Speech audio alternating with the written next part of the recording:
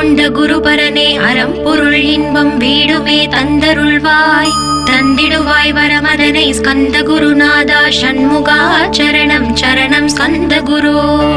காத்திடுவாய் காத்திடுவாய் ஸ்கந்த குருநாதா போற்றிடுவேன் போற்றிடுவேன் புவன குருநாதா